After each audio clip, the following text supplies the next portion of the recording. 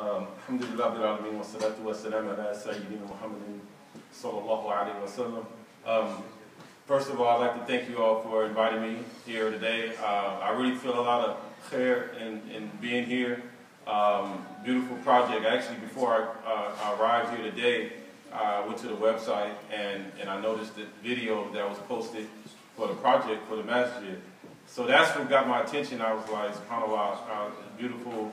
I'm always interested in seeing the Muslims do great things, and to see that project going forward, you know, it truly affected me, and it's an honor for myself to be here among you today. As a barber mentioned, myself, my background, I just want to spend a little bit of time, a little introduction about myself. I was raised in Yeah, higher, because the ladies cannot hear you. Okay.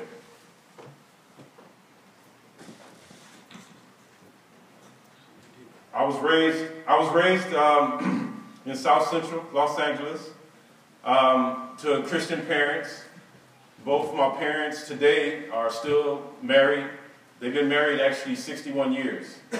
So I want to begin by first stating that oftentimes when we see trouble in our community, especially amongst our young people, we assume that the young people lack a parentage, or a father is not home, especially in the communities where you see crime. In my case, I don't have that claim because my parents were always there for me.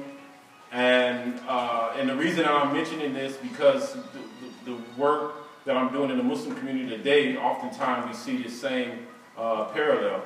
So myself being raised in a Christian family, in a community where there were gangs, there were what they call the Crips and the Bloods. I'm sure you probably heard of it, seen it in Hollywood. You know, they actually glamorize a lot of that stuff. But myself getting caught up as a young man, going to school, going to middle school, and once I reached high school, that's where more of the influences came in, friends, going outside of the home, and you begin to make that transition from having that influence of your parents over you to the influence of your friends. And there's actually a hadith where the Prophet Muhammad sallallahu alaihi wasallam talks about how that you're on the path or on the religion or the deen of your friends. And it's so true, because once you begin to leave that affluence that once your parents have on you and begin to listen to friends outside the home, that's when the clash begins to take place. And I'm no different. This is what happened with me. Even though I had two loving parents there at home with me, the moment I began to go outside my home and spend time in the neighborhood, after school, with friends, that's when the negative influences begin to take hold. I was involved in sports. I did track and field. I was playing football. In fact, I had a huge potential to play football when I was young, you know. But unfortunately, because of my grades began to go in decline, I was no longer able to play football. So the next thing that was there was the friends, the influences, those that were failing in school, those that were getting into trouble. So once I reached 11th grade, I started getting into trouble. Went to juvenile hall, was arrested, went to juvenile hall, spent time in juvenile hall, was released. By the time I was 19, I was full-fledged involved in gang activity in the neighborhood, even though my parents were totally oblivious. They had no idea what exactly I was doing outside in the streets.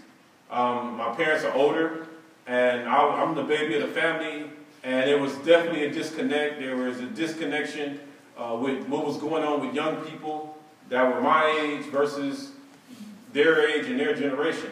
So as I continued to progress, or digress, I should say, in that lifestyle of gangs, I ended up getting arrested and was convicted here in the state of California, and I served 21 years in prison. Close to 22, actually, more than 21. So 22 years of my life was incarcerated. I was a young man when I went to prison, 19 years old when I went to prison.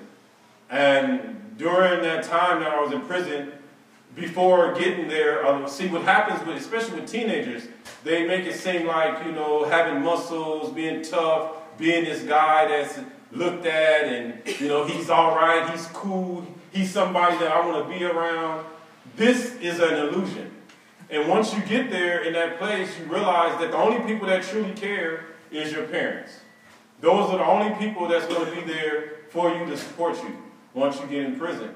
And all of those friends that you thought were your friends when you were in free society are no more.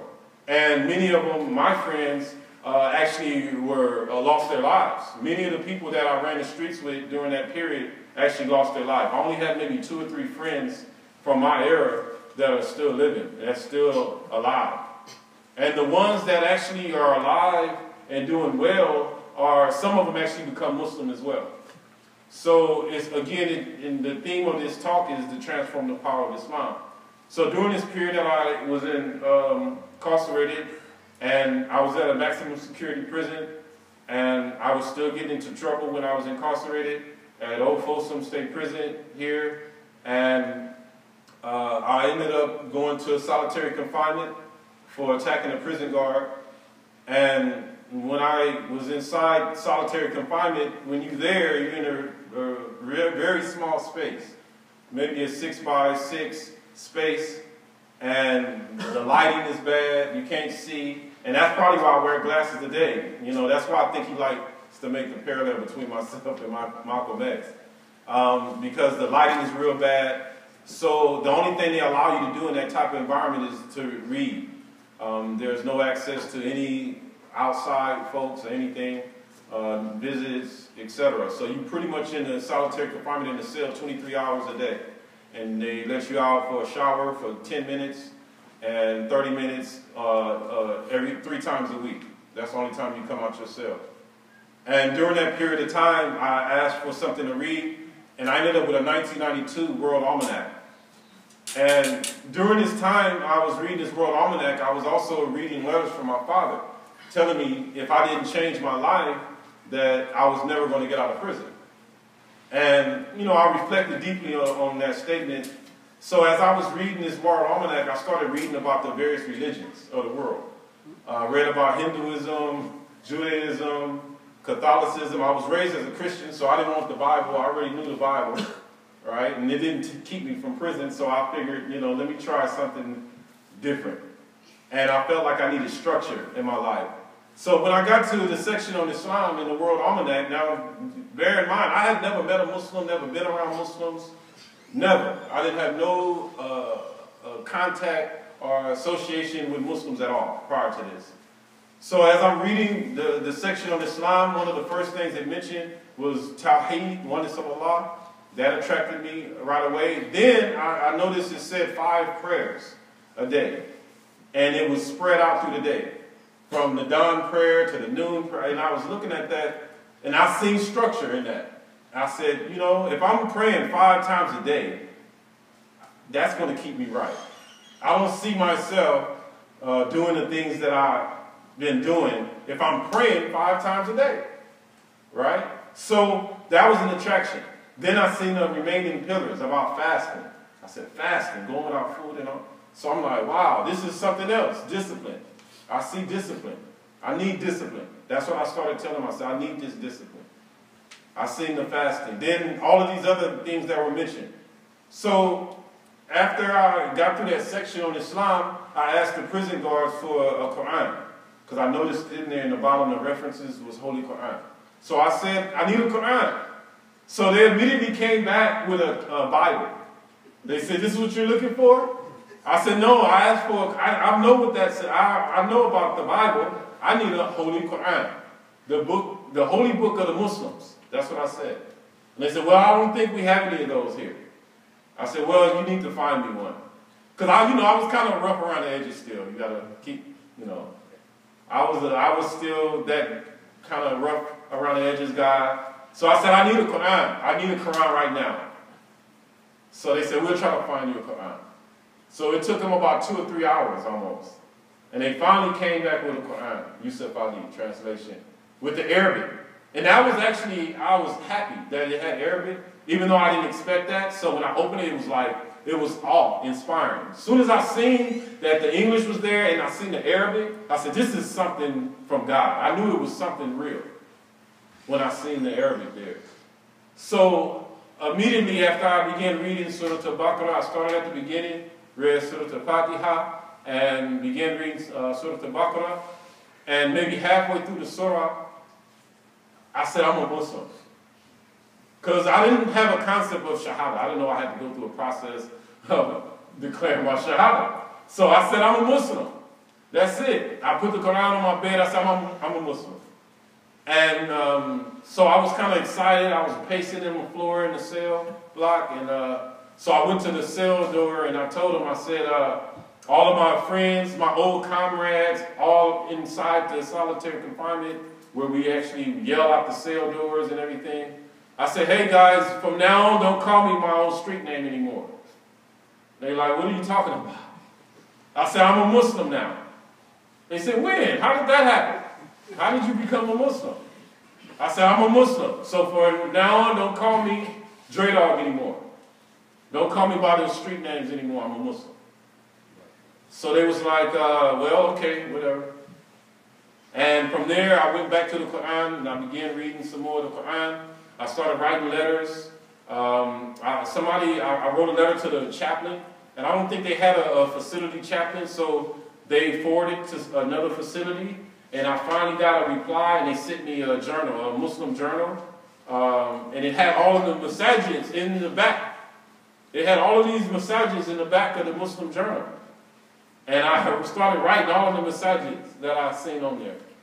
Asking for Qur'ans, asking for literature, and I wasn't getting any reply. So by the time I got out of solitary confinement, I actually spent a year in solitary confinement. And once I came out of solitary confinement, everybody was wondering what the reaction, what the response was going to be with the population because they knew I was a gang member when I went in there. And now I'm coming out and I'm saying I'm a Muslim. So immediately the brothers was there, there was some Muslims there, and it was like, hey, there's a process you have to go through and to become Muslim. I heard you became a Muslim in solitary confinement. Anybody there to give you Shahada? And I'm like, no, I don't know what you mean, Shahada. What's that? And they said, well, you have to, go into the masjid. And I said, okay. So I went through that process, and I told them, I said, now I need to go tell my old friends that I'm not running with them anymore, right? Now, I just want to take a step back. How many of our youth today are able to tell their friends at school that I'm a Muslim? I don't do that. I pray Jumu'ah on Friday. I pray 5 times a day. I don't eat pork, or I don't eat non-zabiha meat, or I don't drink alcohol. Don't offer me alcohol. This is a problem today in the Muslim community. I just wanted to mention that. So as I go, I say, let me tell them right now. So the Muslim brothers that were there was saying, you want us to walk with you over there and let them know, hey, you're a Muslim. And I said, no, because then they're going to feel like I need backup to go tell them that I'm a Muslim. So if they're going to attack me, I'm just ready to accept that because I'm a Muslim. All right? So when I went over there and I said, hey, you guys, they like, hey, I'm a Muslim, so I don't know how y'all feel about that, but that's where I'm at. And they was like, they didn't know what to do. They scratching their heads and like, okay. And actually, I never told this part of the story before. One of the brothers that was there, we was lifting weights. It was like they called it the weight pal. And one of them followed me when I walked away and asked me, they was like, man, you serious? We never would have thought you would become Muslim. And I want to know more about that. And he actually became Muslim. He's Muslim today. So this brother actually became Muslim. His name Abdul Qawi. And just because of that experience, it affected him. Allah guides who He please. So just fast forwarding now. As I said, I served 22 years in prison. So I was serving a life sentence, which means I have to go to the parole board every so many years. During this time, after I became a Muslim, I realized how important it was to reach out back to the community to reach out to the population and to help people actually transition to come out of this state that they're in of being gang members, drug dealers, all of these terrible things. And this is how the organization that Barbara and I have formed, called the Timeless Group, came about. So I started off by actually just saying, hey, I'm going to have these workshops in the chapel area. And the first one that I created was called SAFE. It was called SAFE. And it was an acronym for Staying Out of Prison, Addressing Addiction, Family in Crisis, and Earning a Legitimate Livelihood. So that's what the acronym stands for. Now, it's Islam, but I'm not telling people it's Islam. But it was actually Islam that I was teaching. But I was just using all the fundamentals of Islam, you know, so that people would actually receive it. So I was actually reaching out to non-Muslims. So as that continued to go on, the captains of the facility, the correctional staff, they started noticing all of these people coming to my groups and interested in really changing their life. And they couldn't understand what was happening. And when they see my past, they realized they would listen to me because of my past. They said, you need to keep doing this maybe. And then some other brothers said, hey, keep this going.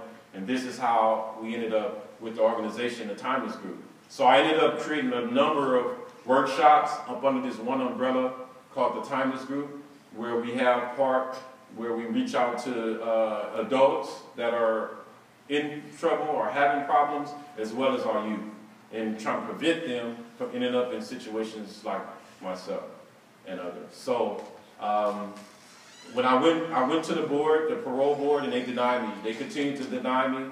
At the time, it was Governor Arnold Schwarzenegger and Gray Davis. Those other governors continued to take a hard stance against people like myself. But as time progressed and my file began to take a turn, they was like, why is this guy still in prison? And the warden and everyone was like, you know, writing letters on my behalf saying that this guy should be released. And I told myself when I went to the parole board in 2012, I said, you know, I made a dua to Allah subhanahu wa ta'ala because, you know, they had me wait on a bench and you go in and you see this panel of commissioners, parole commissioners. And I said, if you let me out on this go, you know, I promise to serve humanity, period. That's my life, is serving the community. And I went inside. I actually brought one of the books. It's a transcript. And one of the things that the commissioner said when they decided to grant me parole is that they says it's obvious from looking at your transformation from being a gang member to becoming a believer is when you transform. Now, these are non-Muslims saying this. Non-Muslims recognize that by me becoming a Muslim, that's transformed who I was. And based on that, they granted me parole at that time. So I've roughly been out in pre-society 2 years. But alhamdulillah, Allah has blessed me to accomplish a lot. We have a 501c3 now that I've established under the same organization. Part of it is youth intervention. And I actually don't like using the name intervention as much. I usually use the term youth development because I think that's what our youth need is development, and whether it's leadership development, career goal-oriented development, and they need the discipline that our organization offers. This is what I'm doing currently. I'm also teach theology, Islamic studies at Evergreen High School in Fremont, as well as a commissioner for the city of Union City. I'm also working in the county. I didn't tell Barbara, they just called me to Alameda County to take on a county role now, where I'll be responsible for District 2, which is Newark, Fremont, Union City, and Hayward, where I will be responsible for overseeing a committee that addresses youth violence and things of that sort. This is pretty much what I've been doing since I've been home and building an organization. We have several young people that's in our organization that's benefited from our organization. And believe it or not, we actually have a young man that's Hafiz al-Quran. And he's having problems because he's raised in a community where he's starting to see things, he's fighting with his parents and all of these things. So even though he has the memorization of Quran, he's still having a difficult time. And so this is one of the realities that I often tell the Muslims that we have to address. The fact that these young people are being raised in this community and they're being exposed to things that I was once exposed to growing up in this culture. And if we don't find better ways to address it, then so many of them are going to be lost. I want these young people to be able to be proud that they're Muslim. Not to feel like, I have to take off my kufi or my thobe when I go around non-Muslims, or I don't feel comfortable declaring my Islam when I'm in the company of non-Muslims. That was one of the things that I told myself I wasn't going to do when I came home, is be afraid to be Muslim. And oftentimes, because they want to blend in so much with this society that we live in, that they lose their Islam. So part of what our organization do is we reach out not only to the Muslim community, but to the non-Muslim community. And oftentimes when they see our services, they notice that we're Muslim, and they're like, wait a minute, these are Muslims helping non-Muslims. Because this idea that the community has about Muslims, just so I'm sure you know this, is that Muslims only help Muslims. They don't help non-Muslims, right? So now they see sisters that are facilitating the women in our organization with hijab, and ourselves, Muslim brothers that are mentors and facilitators that are reaching out to not only the Muslim community but also the non-Muslim community, and they're actually taking advantage of our programs. We're currently going to be working on a project to go in San Jose, Santa Clara juvenile detention facility here on Guadalupe Parkway. I did a program there already. I'm also involved in San Leandro, JJC, Juvenile Justice Center. I've actually had a basketball game with 2 judges and probation officers a couple of weeks ago during Ramadan. And they was wondering why I wasn't, drinking water and all of these things. So that opened up dialogue with the 2 judges. And these judges are the same judges that may send youth to our program, you see. So it's a huge opportunity not only for the Muslims, but just to see the work of Islam in an organization that actually don't discriminate against anyone. They actually reach out to everyone. And I'm hoping that the community actually catches up and get involved in this type of work, because it's really tremendous. We think that we have to go out and have a more elaborate way of doing da'wah, but sometimes it's just because the Prophet Muhammad sallallahu alaihi wasallam said that the best of da'wah is our character. There's a hadith that says that the best da'wah is our character, our behavior, the way we treat people, the way we interact with people. This is da'wah. Because when they experience your treatment of them and they discover later that you're Muslim, because oftentimes when we're in our group and we having a session with some people that are not Muslim and we're a break to do salah, they start asking questions. So this is a huge opportunity for the Muslims to get involved in our organization, to support what we're doing. And I want to leave some time for questions, and I really didn't go too deep into some of those things because I bear in mind of young people here as well. So I want to let Robert, I want to spend a few minutes before we go to questions and answers. I just wanted to, can you hear? Wanting to sit down? All right, so I just wanted to let you guys know why I got involved. Just my reflection, and you guys can make your own thinking after hearing the story. First thing that really struck me was there are more than 1 billion Muslims on this earth. And how many did Allah need to bring him to Islam? 0. If Allah will, it will happen. If he doesn't need any of us for it to happen. So that's that. Every time I think about it, it touches my heart. It's like, wow. Just like this masjid, 3 years ago, we did not think it's going to be where it is today. It is the intentions of the people and their hard work that Allah made it happen to where it is. And that's exactly what we believe in Congress. Another thing, this brother, like I referenced in the beginning, Malcolm X. Malcolm's transformative power you've seen is happening actually today. I mean, he was one of the pioneers, but it's happening today. not just Brother Yusuf, there's another Brother Tahir, brother of the moment. I mean, you hear their stories. These brothers, Brother Tahir is another one who was a co-founder of Timeless. He was from the rival gangs in LA. Had he and Yusuf seen each other on the streets of LA, they would have killed each other. Allah takes them to prison, to the lowest of the lowest point, and from there transform them to form an organization which actually transforms 35 people who were never to be released, that California Parole Board said that they are eligible for parole. There's a brother that recently we were doing a presentation in MCA. He is of Hispanic descent. And he came and he joined. He was in gangs, in Mexican gangs are pretty strong. Hispanic gangs are very strong in Northern California. They're big. He was part of that big gang. And then he met an African American brother, through which he became a Muslim.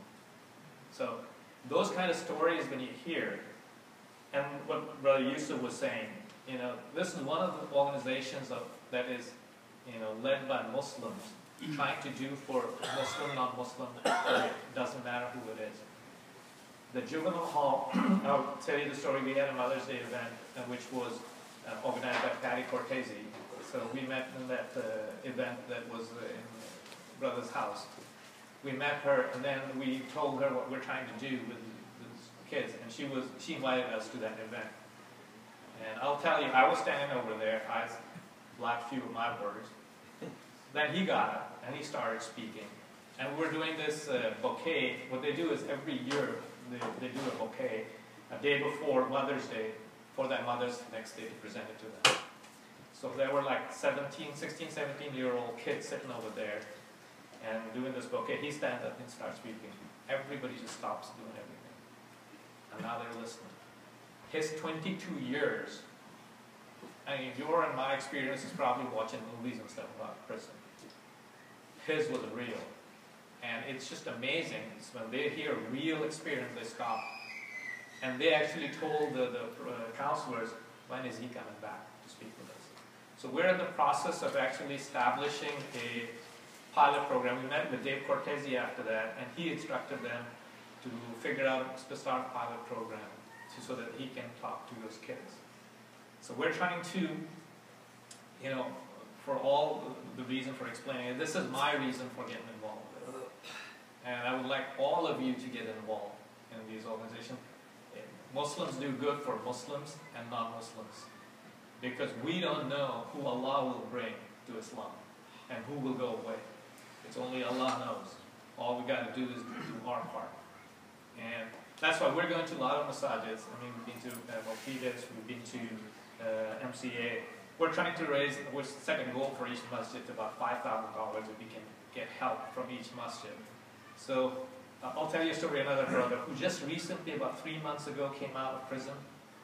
He has bare minimum money that the state gives him to just survive. He's in halfway house. And what does he spend that money on? Going to counsel the kids who are in trouble. He doesn't have much means. We're trying to support him so that he can support the organization to support these kids. That's what we're doing.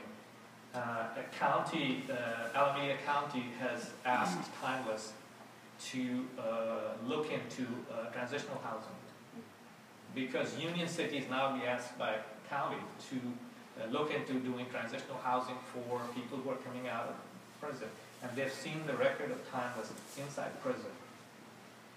These are very hardened criminals, and they transform, and that's what they look at and say, this is results. Like he was telling me the other day one story. The effect that Allah puts on the heart of others. When they were in prison, they were the hardest criminals who swear like anything, up and down. But when these guys used to walk by them, they'll stop swearing. And they will say, you know what? These guys don't like that. It's nothing but Allah's fear on their hearts for not to do evil in the presence of something that's good coming. So we're going to look forward to all of you to help us. We want to launch these two programs, inshallah. Whatever it takes, we want to go into the juvenile hall and see whoever we can protect. Because And inshallah, once we get that started, we're planning to do a hopefully quarterly events over there, and where we will get more masajid involved. It is just gut-wrenching when you go in there, like 13 to 17-year-old kids. I mean, in a bad environment, did something wrong, and some of them are for life. I mean, they don't even know where they're going when they turn 18. They're going to some real serious prisons. And these are like this kid with hardly any mustache. It just gets you. So, I think just to let you know why I'm involved and how you guys can get involved, because it's amazing what's happening. And may Allah help us. And if nothing else, just make dua that may Allah make it good for us and successful for this world and hereafter. Now I'll give it back to Brother Yusuf for any questions and answers. Yes. Brother, you just mentioned that your parents didn't know what you were doing. Right. What do you suggest the parents should be doing in order to, number one, be aware what their kids are doing? Right. And number two, what are the preventive steps that as parents we should take so that our kids do not fall into the same activity? Right.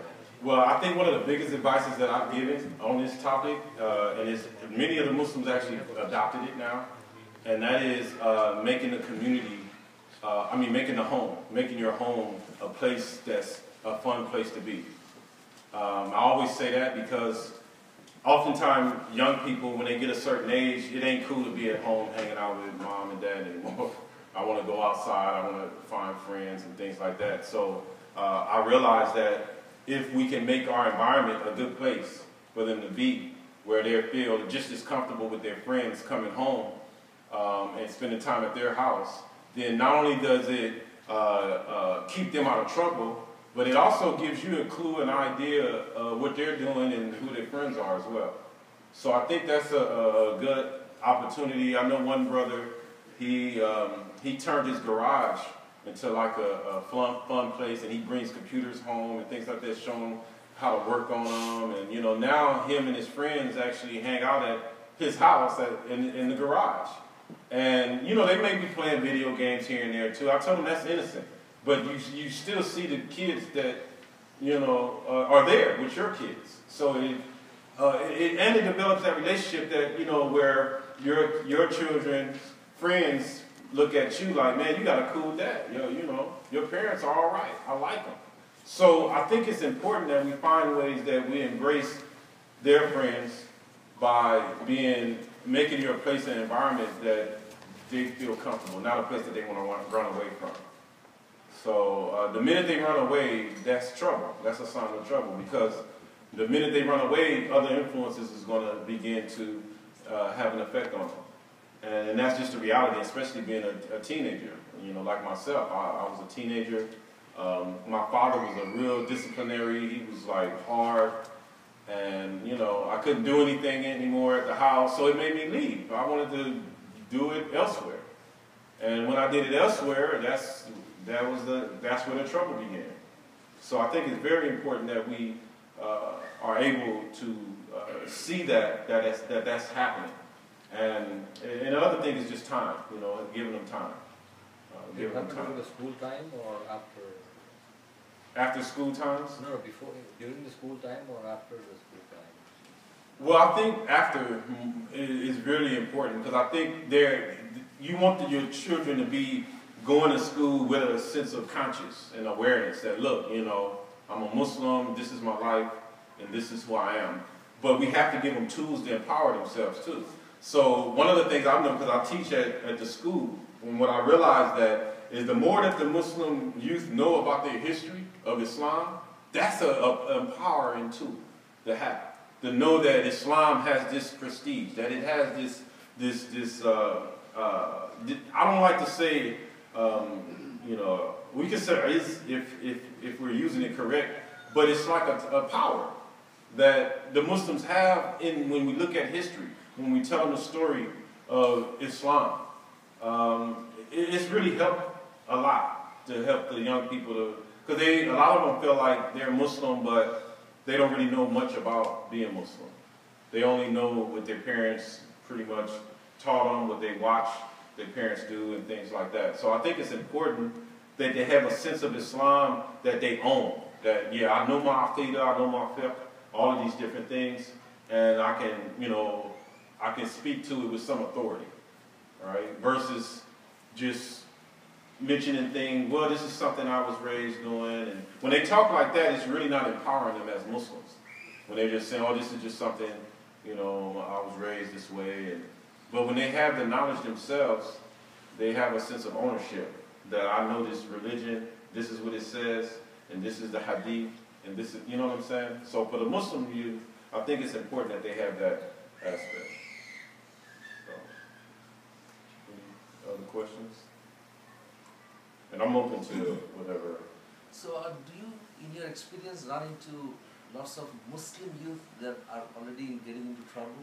Yeah, every day. I get a call almost every day or every other day from various masajids in the Bay Area.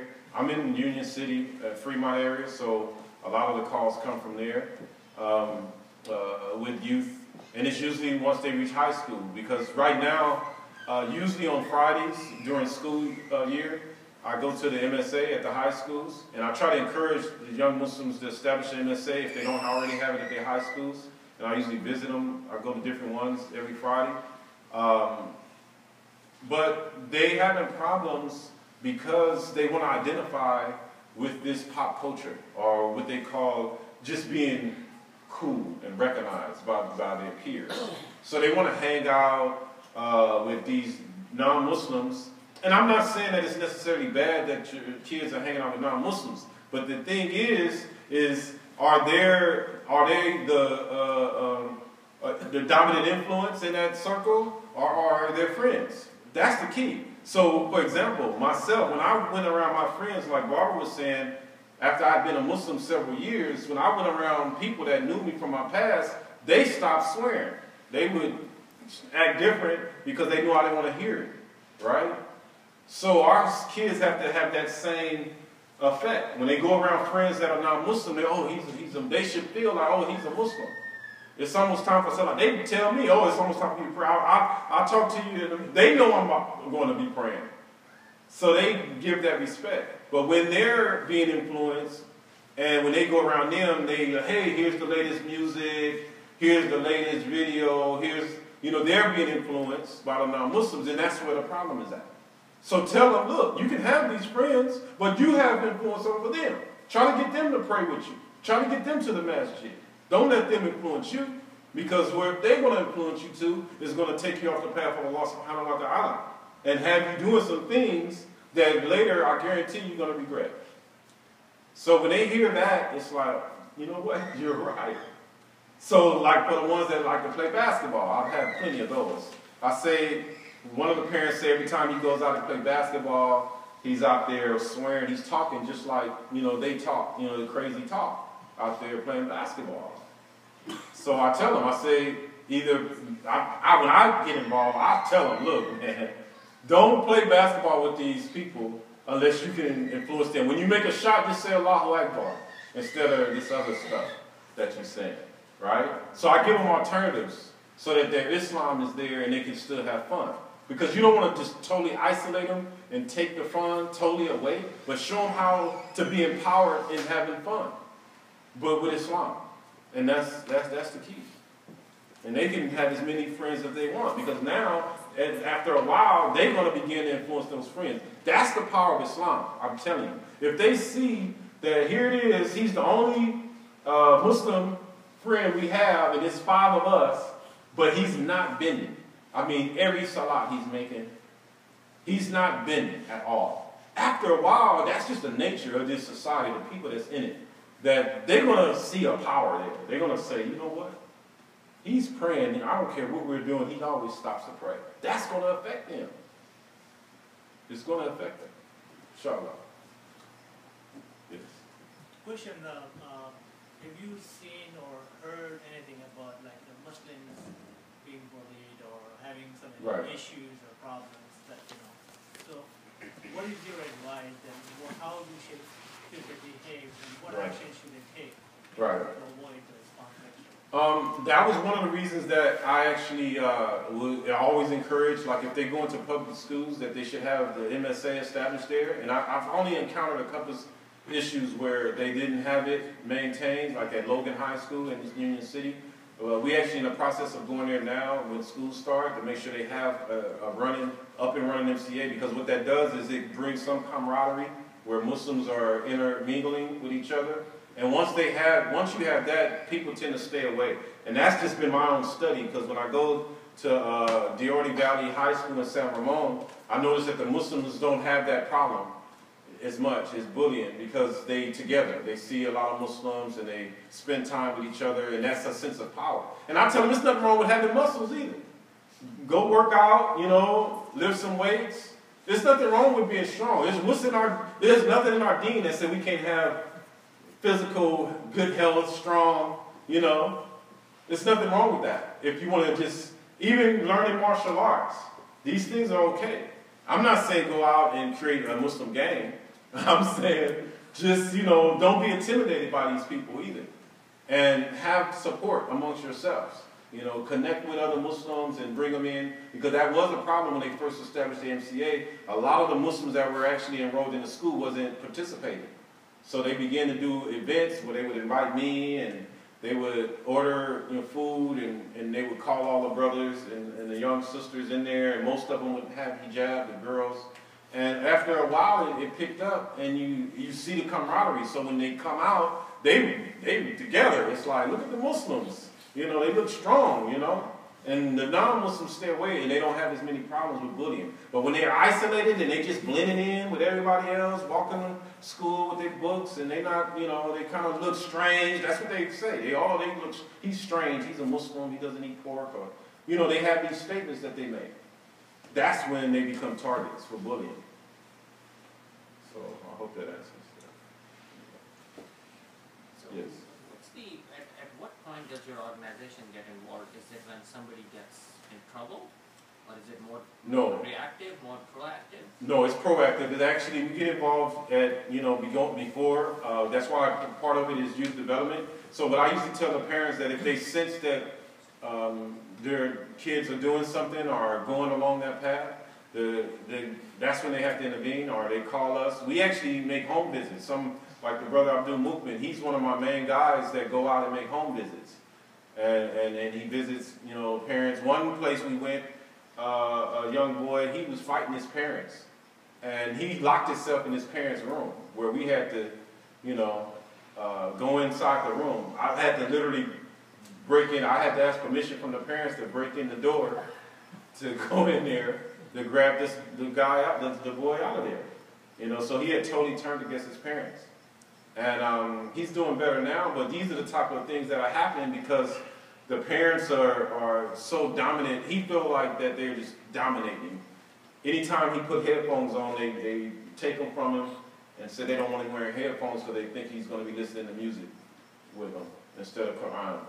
So, I mean, these are the type of issues that's happening. And like I said, I get a lot of phone calls all the time with these very issues in the community. And I expect that it would be more non-Muslims calling me, hey, we need your services. But I get a lot of calls from Muslims that's seeking these services. So, anything? You want to check if the ladies has any questions, they can. Yes, if the sisters have any questions, please send them forward. And but definitely these type of events, and that's why I always support the family nights, these type of events. One of the things that I did at MCA, or we did at MCA, is we had a program where it was just youth allowed. I like doing those where it's only youth that's there. The parents got to go.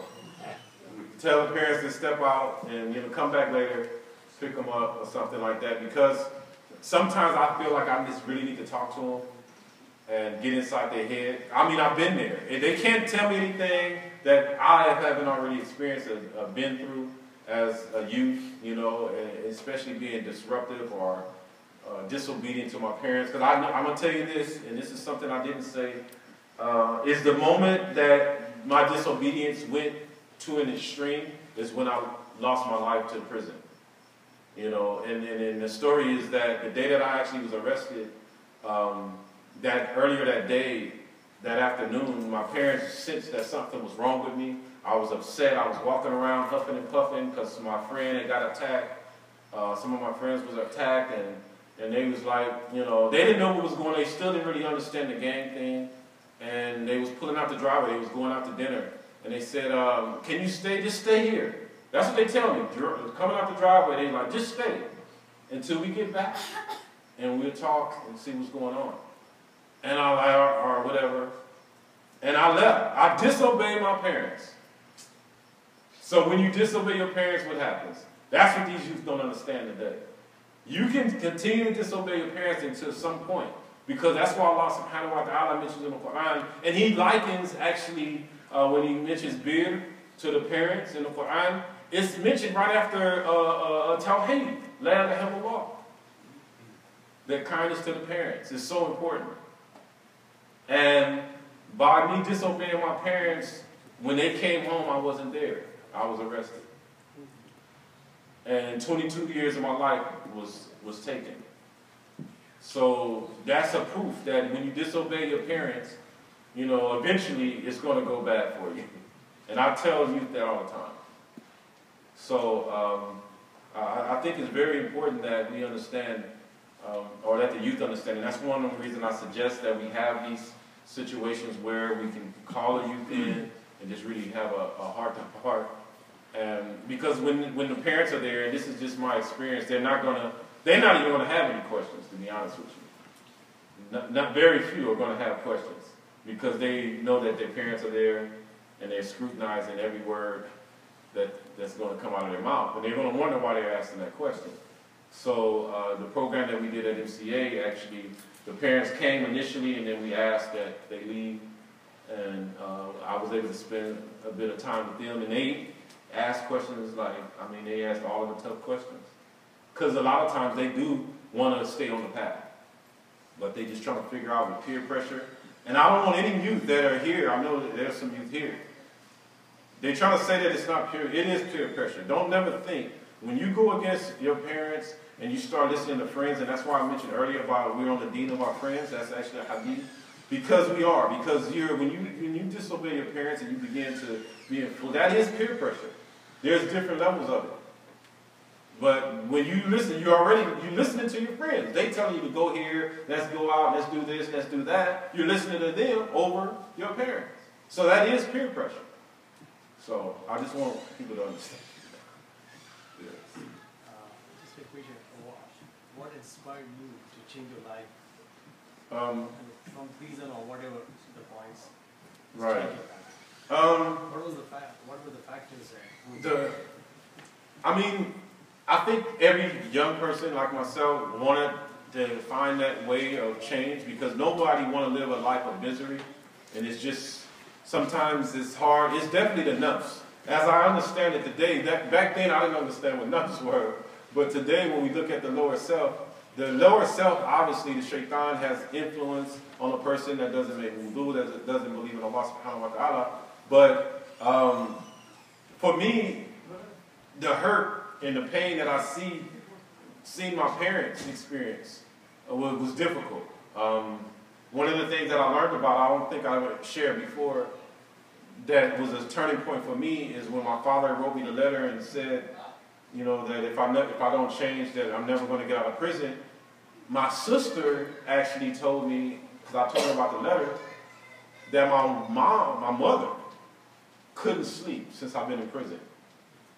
It's like literally she had problems sleeping from the time that I went to prison. Now I'm just thinking, I was in prison 22 years, but they said my mother had a difficult time sleeping for the whole time that I was in prison. And I think when I read the letter from my father and I talked to my sister and I heard about the difficulty the effect that it had on my parents that I was away for such a long time, that I knew I had to change. So I think that was the turning point for me. And I didn't know I was going to become Muslim. In fact, what I had heard about Islam, I only knew was the Nation of Islam. I had heard about the Nation of Islam, Louis Farrakhan. I heard of that, but I still really didn't know what that was either. And I told myself I would never become a Muslim. I remember saying that before. But in my mind, what a Muslim was back then was Louis Farrakhan and the Nation of Islam. So, you got your hand up? Oh. So, yes. Do you still go to South Central LA and have some connect? I mean, do this work? Or? Well, I have people actually. Our organization is in Los Angeles as well, and my father. I have a sister and other associates that are down there that are actually running the organization down in LA. Similar to Timeless? Yes, through Timeless. And I've been down there to visit, but that was it. It was actually sad. I couldn't wait to get back to the Bay Area, to be honest with you, because the neighborhood that I was raised in, it was the same. It was still. You see a lot of the things that I once saw, and it was kind of depressing actually. I think I shared that with Robert going there. I couldn't wait to get back, because I do believe that the Bay Area is more progressive in terms of community and proactive versus the area and community that I originated from. So is that it? Any other? So I assume that most of this talk is about the boys. How are the girls doing it? Well, the girls are having similar issues. We actually have 2 girls in our program, and before they got in our program, one had she started Muslim girls. They left the dean.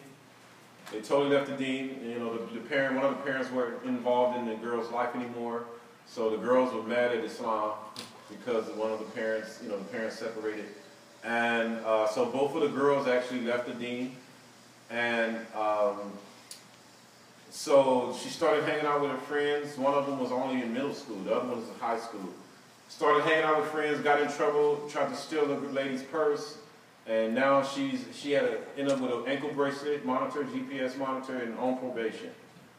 So since she's been in the program, we actually have a good success story with her. She's graduated from school, middle school. She's going to be going to high school now when the new year starts. She's going to be going to high school. She's graduated. She was failing before she came to us, and now she's graduated. She's off of probation. We actually went to court with her, to the court, talked to the probation people, and told them, hey, she's in our program. We don't want her in the system, basically. And they took her off of probation, seen the results of our program, and we had an iftar. We sponsored an iftar at a masjid in Hayward. During Ramadan, and she came to the iftar with hijab. So I was like, subhanAllah, and to me that's a proof, that what we're doing is beneficial, definitely. Because they definitely need the attention. It can't just be once a week. There actually have to be some mentoring and things like that, a plan of action for them to follow. And following up on them and things like that. So, yes. What form of communication do you have with the community, updating your programs, or if you have any workshops or other programs? Do you have a website for that? Yeah, we have a website. Do you have an email distribution list you send out? Yes, and we do have email distribution. I didn't bring our clipboard, but if you want to leave information, or you can take a card or one of the flyers that we have a website. We also we have a Facebook page as well that we promote some of our programs that we're doing, and so we're able to connect with the community so that they can keep up with what we're doing in the community. So.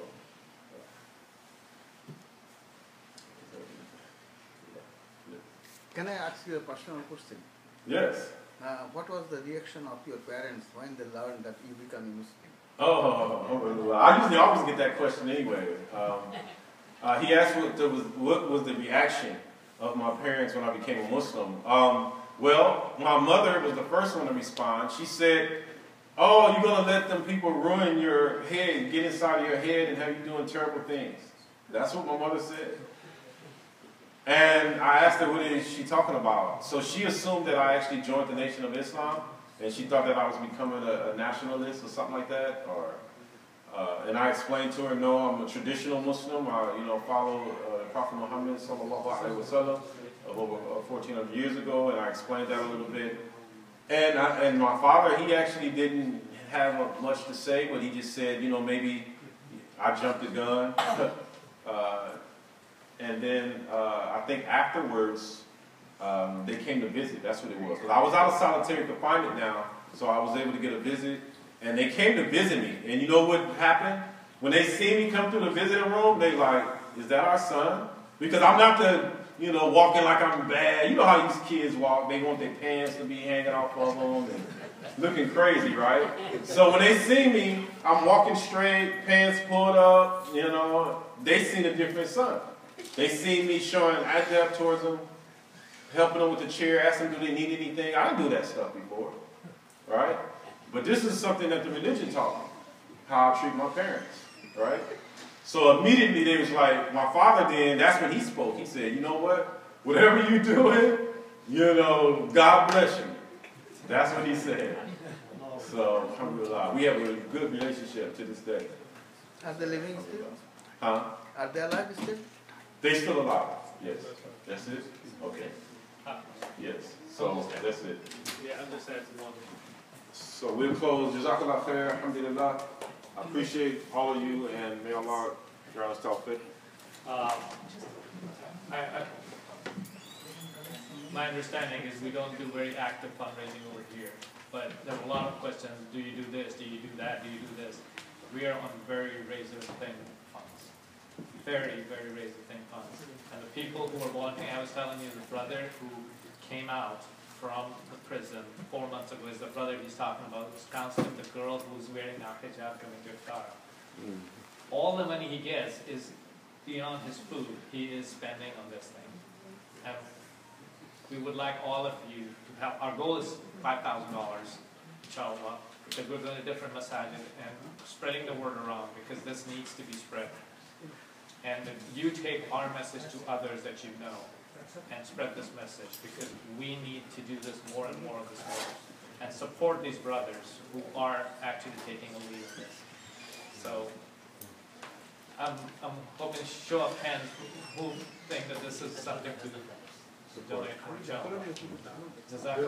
Who should we write the check to? Time list. Yeah, and we also have the website. If you go to the website, there is a Tell the website. Huh? Tell the website. Time list. Let me give them that website. It's on the card. .org, and there's a place to donate. We donate through PayPal as well.